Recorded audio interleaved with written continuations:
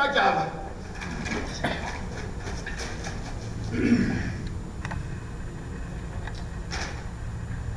110, le galant homme livré, cousine. Je connais ce rapin et sa signature. Voilà 100 000 francs. C'est comme s'il en était coffre. Je les honore beaucoup et cela change la tresse. 100 000 francs? Il ne s'en faut pas d'un sou.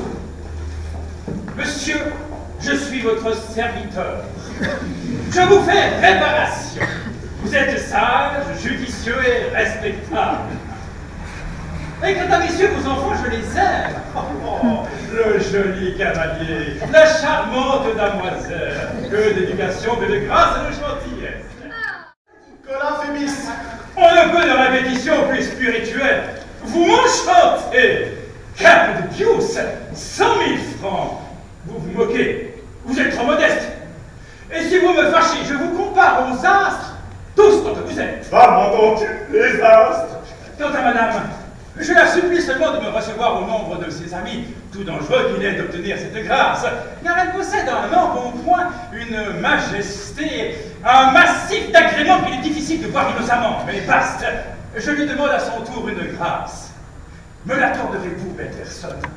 Allons, vous n'êtes qu'un bâtard. Ne me refusez point, je vous prie.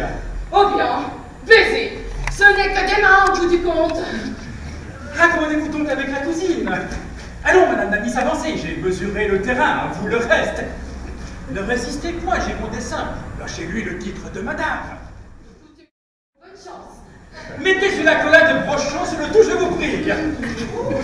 Bon, là maintenant, je requiers la permission de dire un mot à l'oreille de la cousine. Oh, je vous permettons de le dire tout haut. Et moi et tout. Mais monsieur le chevalier, où est mon compliment à moi qui suis le docteur de la maison? Le docteur a raison, je l'oubliais.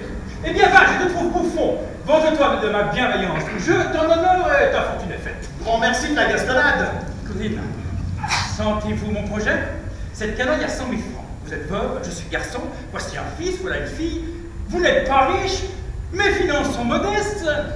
Proposons d'épouser. Ce sont des villageois, mais qu'est-ce que cela fait? Voyons le tout comme une intrigue pastorale. Prenez le pastoreau et moi la pastorelle. Ils ont 50 000 francs chacun, cousine. En voulez-vous votre part? Et donc Colin est jeune et sa jeunesse ne vous messiera pas. Chevalier, l'idée me paraît assez sensée, mais la démarche est humiliante.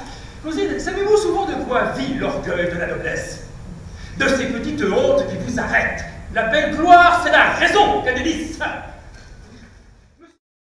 Je disais donc que madame avait regardé M. Colin, qu'elle le parcourait en le regardant et semblait dire: que n'êtes-vous à moi, le petit homme, que vous seriez bien mon fait.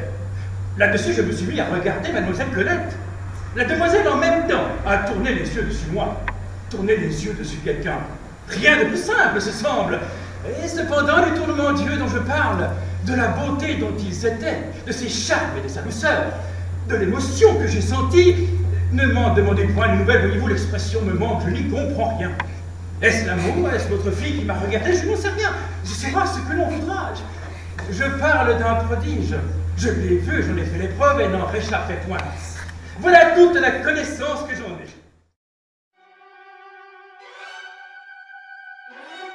Bonjour, chers amis. Le Gard, théâtre amateur de rôle, est heureux de vous accueillir au Casino de Rôle pour son nouveau spectacle Thé à la menthe ou Thé citron. On prend à l'entrée du mari.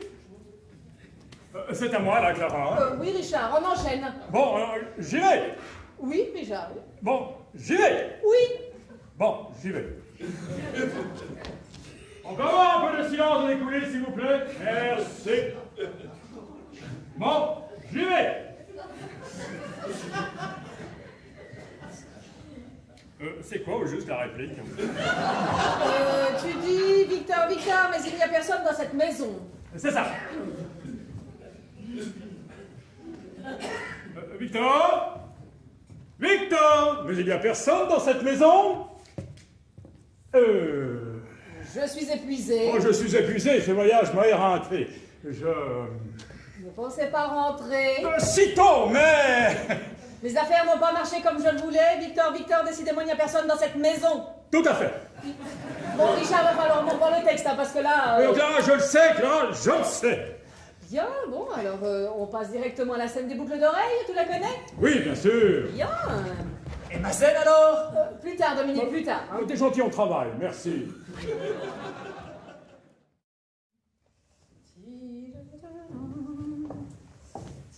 Bonjour Sophie. Oh, mais ça a l'air d'aller beaucoup mieux, monsieur. Oui, un peu fatigué, c'est tout. Bien oui, ça se comprend. C'est que ça fatigue ces choses-là. C'est vrai, ça fatigue un peu. Heureusement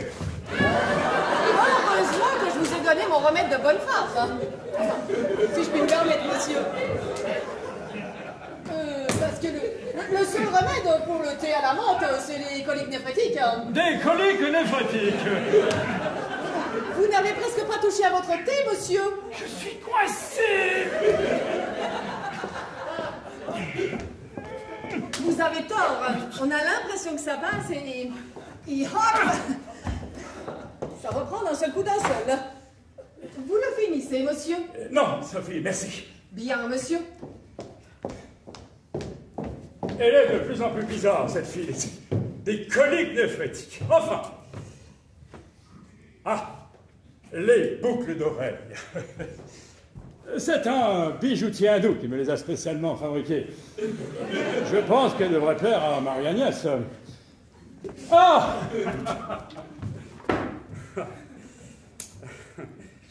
Les boucles d'oreilles.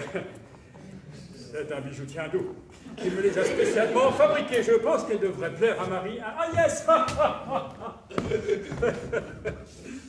Ah, les boucles d'oreilles. C'est Marie-Agnès qui me les a spécialement fabriquées pour un hindou. Je pense que ça devrait lui plaire. Ah, les boucles d'oreilles. C'est un bijoutier hindou qui me les a spécialement fabriquées. Je pense qu'elle devrait plaire à Marie-Agnès. Oh, flûte, où sont-elles donc passées?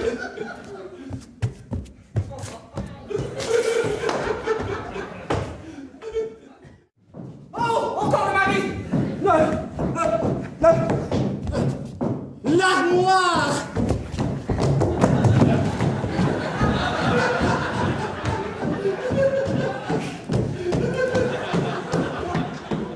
Eh bien, c'était l'Australie. Je ne repars que dans 2 mois.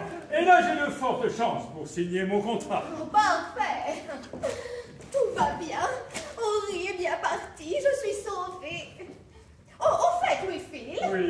La semaine prochaine, nous sommes invités chez les Bergerons. Marie-Odile m'a laissé entendre qu'il y aurait des gens bien. Et il faudra d'ailleurs à ce propos que je songe à m'acheter une nouvelle toilette. J'ai toujours un immense plaisir à rendre visite aux Bergerons. Ce sont des gens charmants et d'une très très grande générosité. Savez-vous si Léon a fini par acheter sa maison en bord de mer? Non, je ne sais pas. Marie-Odile m'a laissé comprendre qu'elle préférerait une maison à la campagne à cause de son âge. Oui, oui, toujours ces petits problèmes de santé. Écoute, Louis-Phil, je vais aller me changer de toilette pour le dîner. Oui, je vous en prie, très cher. Faites.